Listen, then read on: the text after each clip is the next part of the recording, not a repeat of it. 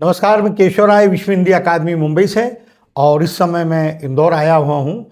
और इंदौर में हमने सुप्रसिद्ध और देश विदेश में जिनके वक्तव्य होते हैं, लेखक, स्टोरी टेलर, इन्फ्लुएंसर और मेंटर, मनिंदर सिंह चंडोक जी। नमस्कार। नमस्कार साहब, नमस्कार। आपके बारे में हमने बहुत सोशल मीडिया पे देखा है, सुना है और अखबारों में भी पढ़ते हैं आपके विचारों को। तो ये किस तरह की गतिविधियां आपकी चल रही हैं इस समय? केशव जी, सबसे पहले तो आपको बहुत बहुत धन्यवाद। आप जो यहाँ पर आए और मुझसे आज बात कर रहे हैं। गुरु नानक ने कहा है कि किरत करो, वंड छको ते नाम जपो। भगवान कहते हैं कि कर्म करो, जो कमाओ बांट के खाओ, क्या? और बांट के खाने के बाद ईश्वर का नाम जपो। इसका मतलब ये है कि इंसान को कर्म करना पड़ेगा। तो भाई हम भी कर्म कर रहे हैं। अब कर्म कई तरह के होते हैं। मैं लाइफ कोच होने के नाते ऐसी कुछ गतिविधियां करता हूं कि लोगों के जीवन में सकारात्मक बदलाव आए। ये प्रेरणा कहाँ से मिली? ये प्रेरणा मुझे मिली, मेरा जीवन पिछले 45 वर्षों से मैं फील्ड पे हूं और अपने व्यापार के सिलसिले से मैं देश विदेश जाता हूं। मैंने ज़िंदगी को, इंसानियत को बहुत करीब से देखा है और कई बार मेरे को ऐसा लगा कि मनुष्य जो है बड़ा ही निरीह प्राणी है और बहुत ही सच्चा प्राणी है। एक छोटा सा डायरेक्शन किसी को भी जिंदगी के उस मोड़ तक पहुंचा सकता है जहां पर उसे अपनी मंजिल मिल जाए। वो एक छोटा सा मोड़ देने का प्रयास करता हूं मैं चाहता हूं कि मनुष्य अपने आप को एग्जामिन करे, अनुशासन अपनाए और अनुशासन में रह के अपना जीवन जिए। अच्छा, आपने भी बहुत ही गरीबी से आज आप स्थापित हुए हैं, व्यापार स्थापित हुआ है, वक्ता के रूप में आपका देश विदेश में नाम है, आप आमंत्रित हुए। तो जो लोगों को आए दिन समस्या होती है, बच्चों को होती है, माता पिता को होती है, शिक्षक को भी होती है जी। और हर समाज में रहने वाला जो व्यक्ति अपना जीवन चला रहा है, कहीं ना कहीं वो जूझता रहता है, परेशान होता है। कभी कभी कोई बुरा निर्णय ले लेता है, आत्महत्या कर लेते हैं। वैसे भी आप जब केस पढ़ते हैं तो उनको भी आप संदेश देते हैं। किस तरह के ये कुछ अनुभव बताएं? देखिए, जहाँ तक बात ये है कि हमें मुश्किलें आती हैं, दिक्कतें आती हैं। विंस्टन चर्चिल साहब ने एक बहुत अच्छी चीज़ बोली है। उन्होंने कहा है कि मनुष्य वो है जिसे कठिनाइयाँ आएं, जिसे कठिनाइयाँ नहीं आएंगी वो तो मरा हुआ है, वो तो ख़त्म है। तो ज़िंदगी में कठिनाइयाँ तो आती हैं, पर आज की जो कठिनाइयाँ आ रही हैं मेन वो आ रही हैं, हम सोशल मीडिया को लेके, हम इस मोबाइल को लेके बहुत ज़्यादा आतंकित हैं। हर व्यक्ति कहता है कि ये मोबाइल बेकार है, इसे फेंक दो, इससे दूर रहो। जबकि मैं कहता हूँ कि मनुष्यता का जो सबसे बड़ा आविष्कार यदि कोई है तो ये मोबाइल है। आप सोचिए कि इस इंस्ट्रूमेंट के सहारे आप देश विदेश से जुड़े हैं, पर हर चीज़ के कुछ अपने पहलू होते हैं, कुछ सकारात्मक होते हैं, कुछ नकारात्मक होते हैं। हमें सकारात्मक पहलुओं पर ध्यान देकर इसका उपयोग करना चाहिए। आज परिवार के अंदर माँ अपने बच्चे से परेशान है, शिक्षक अपने स्टूडेंट से परेशान है, पिता बेटे को कहता है कि तू मोबाइल पे लगा रहता पूरे दिन, बेटी को कहता है कि तेरे उसे मोबाइल से ही संतुष्टि मिलती है। तो इन सब बातों को जब हम देखते हैं तो मैं एक संदेश ये देना चाहता हूं कि हमें मोबाइल के सकारात्मक पहलुओं पर ध्यान देना चाहिए। यदि आप सकारात्मक पहलुओं पर ध्यान देंगे तो आप इसका उपयोग कर पाएंगे। अच्छा, आपकी सुबह सुबह जैसे कि आप सुबह 4 बजे उठ जाते हैं, योग करते हैं, व्यायाम करते हैं, सब कुछ करते हैं, लेकिन साथ ही साथ आपके एक जो सकारात्मक जो होती है पर्यावरण को लेकर, प्रकृति को लेकर, शिक्षा को लेकर, समाज को लेकर, वो एक चिंता और संदेश दोनों होते हैं उसमें जी। वो किस तरह की बातें होती हैं? बहुत अच्छी बात कही आपने और ये बड़ा इंपॉर्टेंट प्रश्न है। ईश्वर की दया से मैं शुरू से ही करीब 4-5 बजे उठता रहा हूँ। पिछले 45 वर्षों से मेरा ये रूटीन चल रहा है। और उठने के बाद योगा करता हूँ, उसके बाद वॉकिंग पे जाता हूँ और एक साथ में एक और अच्छी आदत जुड़ी हुई है कि पुस्तकें पढ़ता हूँ। कम से कम 10 से 15 पृष्ठ तो मैं बिना पढ़े मतलब चाय तक नहीं पीता। तो इससे अब बात ये आती है कि हमने सुबह तो ये कर लिया, मगर पूरे दिन इसको कैसे बना के रखें। तो जब आप सुबह सकारात्मक भाव रखते हुए कोई भी कार्य करते हैं और उसे आत्मसात करते हैं, उसे अपने ऊपर बोझ नहीं समझते, उसे अपने ऊपर कठिनाई नहीं समझते, उसे एक कंपल्शन नहीं मानते, तो वो आपके साथ पूरे दिन रहता है। यदि आप दिल से योगा कर रहे हैं, यदि आप दिल से वॉक कर रहे हैं, यदि आप दिल से किताब पढ़ रहे हैं, तो वो पूरे दिन आपके साथ रहती है। और जीवन का मजा यही है कि जब आप अपने साथ उन चीज़ों को रखें जिनको आप कर रहे हैं। यदि आप परिवार के अंदर हैं तो परिवार के साथ रहें, यदि आप व्यापार के अंदर हैं तो व्यापार के साथ रहें। यहां पर मगर एक डिफरेंस मैंने देखा है। रतन टाटा कहते हैं कि मनुष्य जब परिवार के अंदर है तो ऐसा हो नहीं सकता कि वो अपने व्यापार को हटा दे। आप परिवार में बैठे हैं, आपका फोन आ गया, तो क्या मैं फोन अटेंड नहीं करूंगा? मैं अटेंड करूंगा, पर उस फोन की जानकारी मेरे बच्चों को, मैं क्या करता हूं क्या नहीं करता हूं, मेरे परिवार को भी होनी चाहिए। इसी तरह से जब मैं ऑफिस जाऊं तो मैं ऑफिस में भी अपना परिवारवाद लागू करूं, क्योंकि जिस तरह से मैं अपने बच्चे के प्रति विनम्र रहता हूं, इसी तरह से मैं अपने एम्प्लॉय के प्रति मुझे विनम्र रहना चाहिए। एक मेंटर की भूमिका समाज के लिए, समाज सुधार के लिए बहुत ही महत्वपूर्ण होती है। जिस तरह से कोटा में कुछ बच्चों ने हतोत्साहित होकर आत्महत्याएं कर ली थी, इंदौर में भी कुछ हुआ था, उस समय मैंने आपके विचार पढ़े थे, लोगों ने खूब सराहा था। किस तरह से आपने उनको एक शक्ति दी कि भाई भीतर से आप बहुत अपने आप को, क्या था वो, किस तरह से? बहुत बड़ी बात बोली सर आपने। आपको सुना था इसलिए बोली। जिंदगी, बिल्कुल सही कहा। जिंदगी में मेरा एक अंतर्राष्ट्रीय मिशन है और वो है यस आई कैन। एक ये 3 अक्षरों का जो एक छोटा सा वाक्य है ना, यस आई कैन, ये मेरी जिंदगी में हमेशा एक ऊर्जा भरता है। बहुत वर्ष पहले मैंने कहीं पढ़ा था कि मैं सब कुछ कर सकता हूं और यही मेरा नारा होना चाहिए। तो मैं जिंदगी में एक ही चीज समझाता हूं कि जिंदगी में जो भी आप सोच सकते हैं वो आप कर सकते हैं। लिमिट आपको बांधती है, नकारात्मकता आपको रोकती है, क्योंकि हम नकारात्मकता से डरते हैं। हम सुरक्षित रहना चाहते हैं, हम हमेशा से कंफर्ट जोन में रहना चाहते हैं, और जैसे ही आप कंफर्ट जोन से बाहर आते हैं तो आपको लगता है कि कहीं मेरे साथ कुछ गड़बड़ ना हो जाए। ऐसा होता नहीं है, हर चीज में ऐसा होता नहीं है। जब आप कंफर्ट जोन से बाहर आते हैं तो रास्ते निकलते हैं, बहुत से लोग आपके साथ हो जाते हैं, बहुत से लोग आपका हाथ पकड़कर आपको भवसागर पार कराते हैं। तो मैं उन बच्चों को, चाहे वो कोटा के बच्चे हों, चाहे भारत के कहीं के भी बच्चे हों, मैं उनको एक ही संदेश देता हूं कि बेटा, जिंदगी में अपने अंदर एक भाव लेकर आओ कि यस आई कैन। और पर यस आई कैन सिर्फ बोलने से कुछ नहीं होगा, उसको बनाने के लिए आपको एक प्रयोग करना पड़ेगा, और वो है स्वॉट एनालिसिस, जिसको हम कहते हैं अपनी स्ट्रेंथ्स को देखना, अपनी वीकनेसेस का परीक्षण करना, अपने अवसरों को तलाशना और अपनी थ्रेट्स को कंपेल करना, अपने थ्रेट्स को देखना कि मैं किस तरह से अपने थ्रेट्स को दूर कर सकता हूं। जब आप अपना स्वॉट एनालिसिस करते हैं तो आप बहुत कुछ पा जाते हैं। हर मनुष्य के मन में विचार और मन बदलता रहता है, भटकता रहता है जी। आपके साथ ऐसा है तो कैसे आप संतुलित करते हो? हाँ, देखिए, आज का सबसे यक्ष प्रश्न यही है कि हम अपने मन पर नियंत्रण कैसे करें। सबसे बड़ा प्रश्न आज के समय यही है। हम बहुत कमाना चाहते हैं, हम बड़े बड़े घर चाहते हैं, हम बड़ी गाड़ी चाहते हैं, मगर संतुष्टि की तलाश में हम नहीं हैं। और जब संतुष्टि की तलाश में पहुंचते हैं तब तक हमारा बहुत ज़्यादा नुकसान हो चुका होता है। तो मन को शांत रखने के लिए आपको अपने ज़रूरतों को लिमिट करना पड़ेगा। आपको अपने आप को ये कोच करना पड़ेगा कि ज़िंदगी में जो मुझे मिला है, जो मेरे पास है, जो मेरे पास ईश्वर ने दिया है, वे मुझे अपनी ऊर्जा से बहुत अधिक प्राप्त हुआ है। और जिस दिन आप इस बात को समझ लेंगे, उस दिन आपका मन आपके नियंत्रण में आना शुरू हो जाएगा। अदरवाइज मन तो भैया उछलता कूदता वो बंदर है, कभी इधर बैठता है, कभी उधर बैठता है, कभी उधर बैठता है। अभी आपका मन यहाँ है, थोड़ी देर में आपका मन अमेरिका पहुंच जाएगा, थोड़ी देर में ऑस्ट्रेलिया पहुंच जाएगा, थोड़ी देर न जाने कहाँ पहुंच जाएगा। अच्छा, कई बार आपको वीडियो में सुना है भीतरी शक्ति और बाहरी शक्ति, जी, इसके बारे में कुछ? भीतरी शक्ति और बाहरी शक्ति ये है कि भीतरी शक्ति जो है आपका इनर कॉन्शियस, आपका कॉन्शियस क्या बोलता है।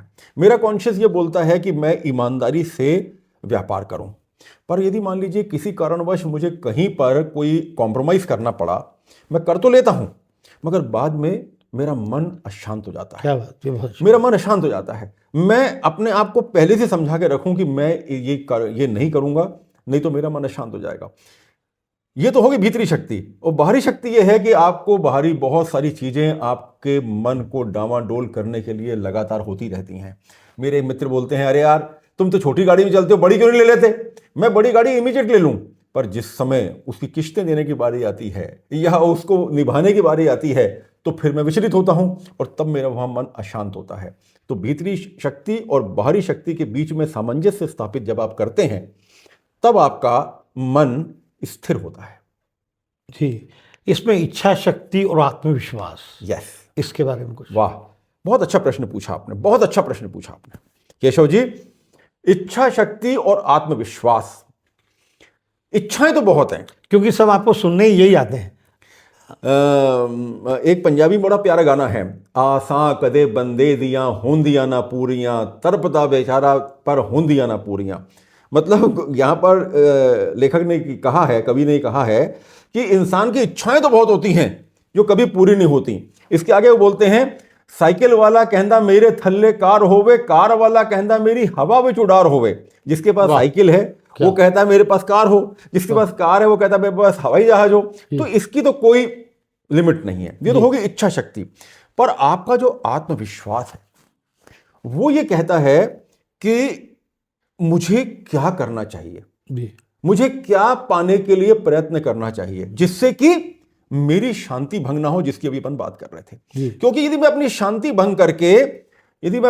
भंग करके अपनी इच्छाओं की पूर्ति करूंगा तो मेरा आत्मविश्वास कहीं ना कहीं डिगेगा। तो इच्छा और आत्मविश्वास कहीं ना कहीं एक दूसरे के पूरक हैं। जहां पर इच्छाएं प्रबल होती हैं वहां आत्मविश्वास कंपित होता है, और जहां आत्मविश्वास कंपित हो गया तब आपके पूरे व्यक्तित्व पर फर्क पड़ता है। आप जैसे लायंस क्लब, लियो क्लब और भी संस्थाओं द्वारा जब आमंत्रित किए जाते हैं वहां पर चरित्र निर्माण की बात आती है। जी, चरित्र चित्रण, उसके बारे में कुछ? आज के समय में ये प्रश्न अति मूल्यवान प्रश्न है। हम सब कुछ पा चुके हैं, हमारे पास सब कुछ है। आज देखिए हमारे पास क्या नहीं है। हमारे पास अच्छा घर है, अच्छे मकान है, अच्छे बच्चे हैं, गाड़ी है, पैसा है, सब कुछ है, मगर कहीं ना कहीं हमारा चारित्रिक पतन हुआ है। मैं अपने बच्चों को एक संदेश देता हूँ। मेरी बड़ी बेटी अमेरिका में है, दूसरी बेटी मेरी मैनिफेस्टेशन कोच है, मेरा बेटा एक बहुत बड़ी कंपनी अमेरिका में है। मैं उनको एक संदेश देता हूँ कि बेटा आप कुछ भी बन जाओ, तुम साइंटिस्ट बन जाओ, तुम डॉक्टरेट कर लो, तुम कलेक्टर बन जाओ, तुम प्रधानमंत्री बन जाओ, मगर सबसे पहले इंसान बनो। यदि आप इंसान नहीं हैं तो आप कुछ भी नहीं हैं। और इंसान बनने के लिए आपको आपके चरित्र पे ध्यान देना है। यदि आपका चरित्र नहीं है, क्योंकि यदि स्वास्थ्य आप खोते हैं तो उसे पाया जा सकता है, पैसा खोते हैं तो कमाया जा सकता है, रिश्तेदारी खोते हैं तो वापस हाथ पांव जोड़ के उनको मनाकर रिश्तेदारी लाई जा सकती है, पर चरित्र खोते हैं तो जिंदगी में चरित्र में जो दाग लग जाता है ना, वापस नहीं आता। तो चरित्र निर्माण के लिए हमें अपनी इच्छाओं पर, अपने आत्मविश्वास पर, अपने मानसिक संतुलन पे बहुत ध्यान देना है। इन दिनों आजकल शादियों में भी बहुत दरारें पड़ रही हैं, कई तलाक हो जाते हैं, और अभी तो हाल ही में इंदौर में ये सुना है कि सगाई होने के बाद भी टूटी हैं शादी। जी जी जी, बिल्कुल सही कहा आपने सर। तो वो क्या? ये सिर्फ मिसअंडरस्टैंडिंग्स हमारी जो हैं।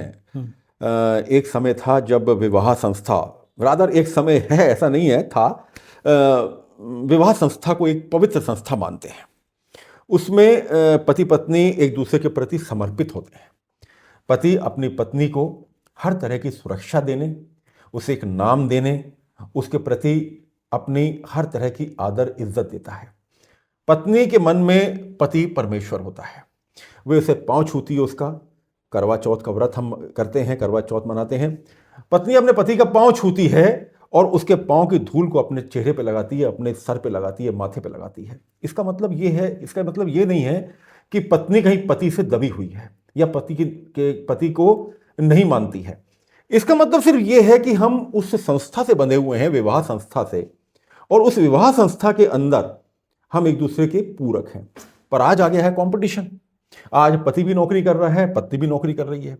दोनों एक दूसरे के खिलाफ जब खड़े हो जाते हैं तो इस तरह की टकराव आते हैं। यहां पर मेरा एक संदेश है कि जिंदगी बहुत छोटी है। आपने कुछ ना कुछ कर्म किए हैं कि ईश्वर ने आप दोनों को साथ में लेकर आए हैं। ईश्वर ने आपकी जोड़ी बनाई है। इस जोड़ी को बना के रखने के लिए आपको कहीं ना कहीं एक दूसरे के प्रति त्याग जरूर करने पड़ेंगे। कभी पति गर्म होता है, गर्म हो जाता है मिजाज में, तो पत्नी को सोचना चाहिए भाई आज बोलने दो पति को यार, ठीक है मैं बाद में बात करूंगी। और जब पत्नी को कभी लगता है कि पत्नी गुस्से में है तो पति को थोड़ा सा सहना चाहिए। जब तक हमारे बीच में सहनशीलता नहीं आएगी तब तक हम आगे नहीं बढ़ जाएंगे। जिस तरह से कोई बीमार हो जाता है तो वो डॉक्टर के पास जाता है जी, लेकिन जब आत्मिक, मानसिक और रिश्तों में कुछ ऐसी चोट या ऐसा आघात पहुंचता है तो माता पिता भी आप जैसे मेंटरों के पास आती है। तो कई बार जब बच्चे, जब आप कोई हमने सुना है कि बच्चे शिक्षित हो जाना, बड़े बड़े पद पर चढ़ जाना, जैसे अभी आपने कहा था, लेकिन उसको जीवन का ज्ञान उससे बड़ा, शिक्षा से बड़ा होता है, क्योंकि वो माता पिता पढ़ाते हैं, बच्चे विदेश में चले जाते हैं और वो माता पिता फिर वृद्धाश्रम में होते हैं। तो ऐसे भी आपके पास कई बार केशव जी चर्चा सुनी है हमने। बिल्कुल सही कहा आपने। तो उस तरह से मैं इसमें बहुत बड़ा दोष या बहुत बड़ा रोल माता पिता का मानता हूं। बच्चे जिस समय छोटे होते हैं, जब उनका विकास हो रहा होता है, जब वे बचपन से निकलकर यौवन की तरफ बढ़ते हैं, तो माता पिता का बहुत बड़ा एक कर्तव्य है कि वो बच्चों को समय दें, बच्चों के साथ बात करें। यदि बच्चे उनके साथ बात नहीं करते हैं, यदि उनके साथ अपने मन नहीं खोलते हैं, यदि उनके साथ अपने प्लस माइनस पॉइंट शेयर नहीं करते हैं, तो आप माता पिता के रूप में हार गए।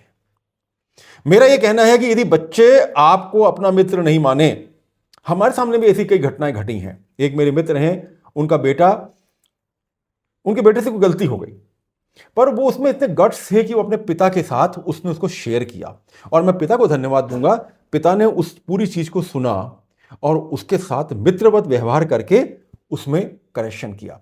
तो जब हम बच्चों की नहीं सुनते हैं, जब हम अपना पितृत्व या मातृत्व उनके ऊपर डालना चाहते हैं, ये कहते हैं कि तुमको कुछ नहीं पता, मैं पिता हूं, मैं माता हूं, मेरी बात सुनो, उनको मारते हैं, उनको कहीं ना कहीं प्रताड़ित करते हैं, उनको अपशब्द बोलते हैं, उनका कहीं ना कहीं डिमोटिवेशन करते हैं, तो ये सब बच्चे के व्यक्तित्व पे बहुत बड़ा फर्क डालते हैं।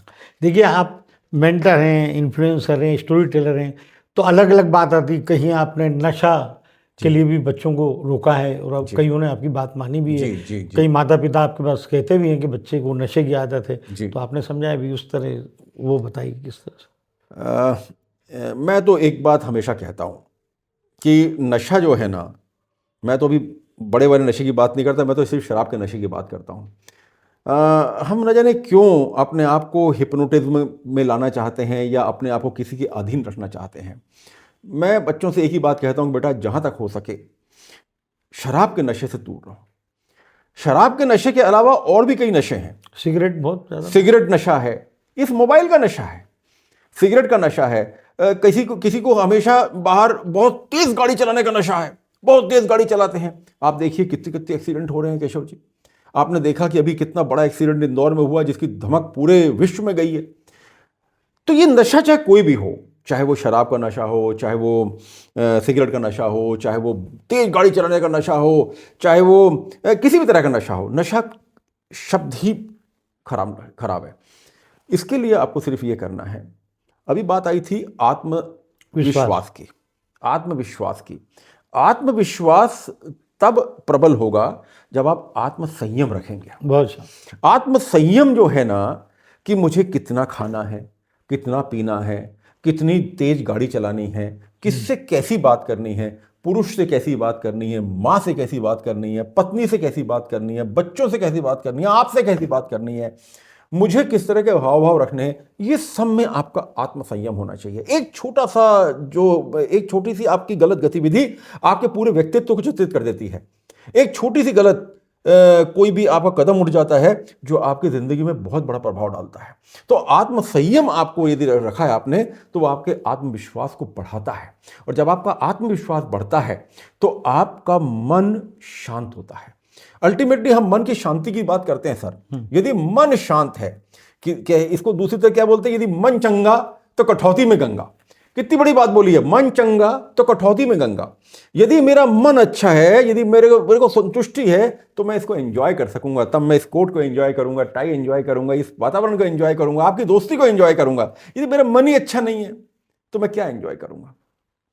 आपकी जो पुस्तक आने वाली है जी, उसका क्या शीर्षक? मेरी पुस्तक जो आने वाली है सर, वो है सफलता के अनमोल सूत्र। क्या बात, अरे वाह। मेरी जिंदगी, मैंने पूरे 45 वर्ष जो अपनी जिंदगी के अभी क्या बात। प्रोफेशनली बिताए हैं, वाह, अनमोल वे मेरी सूत्र। जिंदगी का आईना है।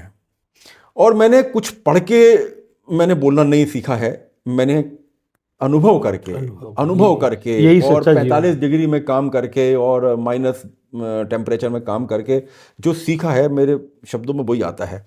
क्योंकि मैं ऐसा मानता हूं कि यदि मैं आपको कहता हूं कि समय पे चलो, तो इसके पहले ये मेरा कर्तव्य बनता है कि मैं समय पे चलूं। यदि मैं आपसे कहता हूं कि लालच मत करो, तो ये मेरा पहला कर्तव्य है कि मैं लालच नहीं करूं। और जब तक मैं इनको मानूंगा नहीं, तब तक मेरे दिल के अंदर से वो बात नहीं निकलेगी। तो मेरा जीवन जो है, पिछले 45 वर्षों का जो मेरा व्यापारिक जीवन है, जब मेरा जो व्यावसायिक जीवन है, उसका निचोड़ मैंने डाल दिया इस पुस्तक में। बहुत जल्दी ये पुस्तक आपके हाथ में होगी, प्रिंटिंग में है अभी ये, और ईश्वर चाहेगा। अभी आपका दुबई में वक्तव्य 8 से 12 तक, जी हाँ, जी हाँ, वो किस विषय पर बोलेंगे सर? हाँ, मैं वहाँ पर बोलने जा रहा हूँ कि मैंने अभी आपसे एक बात कही थी कि हमें अपने अंदर आत्मविश्वास लाने के लिए, या मन को शांत रखने के लिए, या जो गुरु नानक ने जो कहा है, मैंने पहले अपनी जो बात चालू की थी कि किरत करो वंड छको ते नाम जपो, वो तभी संभव होगा जब आप अपने आप को पहचानेंगे। और अपने आप को पहचानने के लिए सबसे बड़ी टेक्निक जो है वो यही है, स्वॉट एनालिसिस।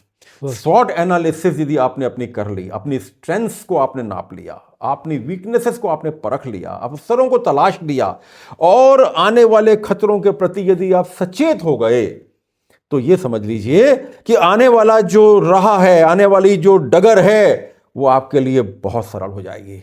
नहीं तो फिर कांटे तो बिछे हुए हैं साहब। सर, आप एक स्थापित व्यापारी हैं, उसके अलावा इतना समय निकालना, ये कैसे संभव है? समय प्रबंधन। मैंने आपसे कहा कि ज़िंदगी में अभी मैं कुछ दिन पहले एक लेक्चर ले रहा था, यही प्रश्न मुझे एक ने पूछा वहाँ पर कि सर आप कैसे समय निकालते हैं, और इसका एक ही बेस्ट आंसर है, एक ही, और वो है समय प्रबंधन। आप कहेंगे आप सब समय प्रबंधन कैसे करें? बहुत सारे काम रहते हैं हमको, घर से राशन भी लेने जाना है, बच्चों को स्कूल छोड़ने भी जाना है, पत्नी के लिए पत्नी कपड़े प्रेस भी करा के लेकर आने हैं, और फिर ऑफिस में काम करना है, बॉस की झिड़की सुननी है, सब कुछ करना है। समय प्रबंधन के लिए आपके अंदर एक आर्ट होना चाहिए, डेलीगेशन का। डेलीगेशन एक बहुत ही ब्रॉड शब्द है। यदि आप किसी भी कार्य को डेलीगेट करते हैं, मैं तो ऐसा कहता हूं कि जो कार्य आप डेलीगेट कर सकते हैं वो आपको डेलीगेट कर देना चाहिए। बच्चों को स्कूल छोड़ना है, यदि आप उसके लिए ऑटो लगा सकते हैं, बस लगा सकते हैं, तो लगा देनी चाहिए, आप फ्री हो जाते हैं। यदि आप पत्नी के कपड़े प्रेस कराने हैं, यदि आपने किसी प्रेस वाले से बात कर ली, वो आके कपड़े ले जाता है, छोड़ जाता है, तो आपको कर देना चाहिए। आपके घर पे आपके पास स्टाफ है, आपके ऑफिस में, यदि वो स्टाफ कार्य कर सकता है, तो आपको उस पर विश्वास करना चाहिए, उसको सारे काम, कई काम उसको सुपुर्द करने देने चाहिए। तो जब आप डेलीगेट करते हैं तो आपका समय प्रबंधन बहुत अच्छा होता है। आप अकेले काम करते हैं तो आप 24 घंटे काम करते हैं मान लीजिए, या 12 घंटे काम करते हैं, पर जब आप 2 लोग साथ में काम करते हैं तो आपके लिए वही 12 घंटे 24 घंटे बन जाते हैं। जब 3 लोग काम करते हैं तो वही 24 घंटे 36 घंटे बन जाते हैं। तो आपको ये आना चाहिए कि मैं अपने काम किससे से डेलीगेट करूं और दूसरों से करवाऊं, तो जाके आप समय प्रबंधन कर पाएंगे। और मेरे जैसे मैं व्यापार भी कर लूंगा और वीडियो भी बना लूंगा। और आपके स्वयं के अध्ययन में साहित्य और सिनेमा का कितना योगदान? वाह वाह वाह वाह, बहुत अच्छी बात बोली सर आपने। साहित्य का तो मैं कीड़ा हूं, और कालजयी साहित्य सब ये देख लीजिए आप, पढ़ने का मुझे बहुत शौक है। मैं फेरोशियस रीडर, पढ़ने का मुझे बहुत शौक है। पढ़ने के बारे में आपको एक बात बताऊं कि मेरी ज़िंदगी में मैंने ट्रैवल बहुत किया है जी। मैं गोवा की एक कंपनी में था, तो जबलपुर से या इंदौर से मैं जब निकलता था गोवा जाने के लिए, तो 36 घंटे लगते थे। उस समय इतनी फास्ट ट्रेनें नहीं थी। आप यहाँ से बॉम्बे जाओ, बॉम्बे से बस लो, या यहाँ से मेरठ जाओ, मेरठ से छोटी ट्रेन लो, ऐसा होता था। तो बड़ी बोरियत होती थी। हमारे दोस्त बड़े परेशान होते थे कि अरे यार कितनी लंबी जर्नी। पर मुझे कभी ऐसा नहीं लगा। क्यों? क्योंकि मेरे साथ जो मेरा सबसे बेहतरीन साथी होता था वो होता था, और वो कौन? पुस्तक। पुस्तक जब तक मेरे साथ है, मैं प्रण करके बैठता था ट्रेन में कि मैं आज 300 पेज की पुस्तक लेके बैठा हूं, गोवा पहुंचते पहुंचते तक इस पुस्तक को पढ़ लूंगा। वाह वाह। ये तो हो गई बात पुस्तक की, पढ़ने की। रही बात सिनेमा की, मैं ऐसा मानता हूं कि सिनेमा उन चीजों को आपके सामने घटित करता है जो चीजें कभी आप सिर्फ सोचते हैं। उस डायरेक्टर को, उस प्रोड्यूसर को नमस्कार करता हूं जो पता नहीं किन भावनाओं को इतना सुंदर पिरोकर आपके सामने प्रस्तुत करता है। आप इससे बहुत सी शिक्षाएं ले सकते हैं। ऐसे कई पिक्चरें हैं, ऐसी कई फिल्म हैं, मैं कभी फिर इनका जिक्र करूंगा, जिनसे मैंने बहुत कुछ सीखा है। अंतिम प्रश्न है, मनिंदर सिंह चंदो स्वयं अपने भीतर देखते हैं, अपने आप से बात करते हैं, तो क्या संतुष्टि होती है और कुछ होता है कि अभी ये करना है, ये करना है, वो बाकी क्या, किस तरह की जो भीतर चलता रहता है आपके? यहां पर मैं दो चीज बोलना चाहूंगा जी। पहली बात तो ये बोलना चाहूंगा कि मैं 100% संतुष्ट हूं। क्या? मैं जहां तक पहुंचा हूं बहुत अच्छा पहुंचा हूं। मैं जो था, मैं अपने अंबानी साहब से तुलना अब नहीं लोगों को करूंगा। पहुंचाना है। यस, मैं अंबानी साहब से मैं तुलना नहीं करूंगा, मैं किसी से अपनी तुलना नहीं करूंगा। मैं तुलना करूंगा तो अपन स्वयं से करूंगा, मैं क्या था और आज क्या हूं। पर आप कहेंगे साहब यदि आप संतुष्ट हो गए तो ही तो आप ये समाज को कुछ दे रहे हैं। नहीं, अब आप कहेंगे यदि आप संतुष्ट हो गए तो फिर आप सेचुरेट हो गए, अब आपको कुछ पाने की नहीं, तमन्ना नहीं व्यापार है। में संतुष्ट हो गए। हाँ, विचारों नहीं, में थोड़ी हुए। मैं यहाँ बताना चाहता हूं, मैं ये बताना चाहता हूं कि मैं संतुष्ट ये हुआ हूं कि मैं संतुष्ट हूं कि मैं जो कर रहा हूं वो सही कर रहा हूं। मैं इसको जितना आगे बढ़ाता जाऊंगा, मैं जितने लोगों की जिंदगी चेंज करता जाऊंगा, मैं जितने लोगों की जिंदगी में एक सकारात्मक परिवर्तन लाना चाहूंगा, मैं उतना और अधिक संतुष्ट होता जाऊंगा। तो मेरी राह तो संतुष्टि की राह है। मैं तो संतुष्ट होता जाऊंगा, मैं तो संतुष्ट होता चला जाऊंगा, मुझे कोई दिक्कत नहीं है इसमें। बिल्कुल बिल्कुल। ये बस अंतिम प्रश्न एक और, क्योंकि आपने बात की स्वास्थ्य को लेकर जी। जब स्वस्थ रहेगा आदमी, स्वास्थ्य को लेकर भी आपके कई जब अस्पतालों में हमने देखा है, डॉक्टरों से बातचीत होती है। जी। अरे साहब, स्वास्थ्य के तो मैं क्या बोलूं आपको, यदि स्वास्थ्य नहीं है तो जिंदगी की हर शय फीकी है। उसके लिए क्या करते हैं लोग? उसके लिए संयम और आपका अनुशासन। मैं सुबह 10:30 बजे खाना खा लेता हूँ और शाम को 6 बजे खाना खा लेता हूँ। अभी मैं खाना खा के बैठा हूँ, अभी 4-5 घंटे मेरे पास हैं। अभी 6 बजे मैंने खाना खा लिया, उसके बाद 4 घंटे मेरे पास हैं। 10 बजे 10:30 बजे तक मैं सो जाऊँगा। तो जब आप अपने आप को संयमित कर लेते हैं, जब रात बेरात आप खाते हैं, 11 बजे 12 बजे आप खा के सोते हैं, तो सोचिए आप कितना अत्याचार अपने पेट। क्योंकि यही बात कि जब बच्चे, आपके दोस्तों के बच्चे 2-2 बजे सोते हैं तो आप समझाते हैं उनको। मैं यही समझाता हूं साहब कि जिंदगी में अपने स्वास्थ्य पे सबसे पहले ध्यान दीजिए, और स्वास्थ्य पे ध्यान देने के 4 फैक्टर। सबसे पहले मानसिक स्वास्थ्य, फिर शारीरिक स्वास्थ्य, फिर आत्मिक स्वास्थ्य, क्या बात है, और फिर सामाजिक स्वास्थ्य। वाह, यदि ये 4 स्वास्थ्य पे आपने ध्यान दे दिया, यदि मैं स्वस्थ हूं और आपके साथ अस्वस्थता से बात कर रहा हूं तो मैं अस्वस्थ हूं। क्या बात। यदि मैं स्वस्थ हूं पर मेरे मन के अंदर द्वेष चल रहा है तो मैं अस्वस्थ हूं। यदि मैं स्वस्थ हूं पर मैं गलत खाना खा रहा हूं तो मैं अस्वस्थ हूं। और यदि मैं बौद्धिक रूप से स्वस्थ नहीं हूं तो मैं अस्वस्थ हूं। क्या, वाह वाह, धन्यवाद सर, धन्यवाद, बहुत अच्छी बातचीत हुई, धन्यवाद। बहुत बहुत धन्यवाद आपका सर।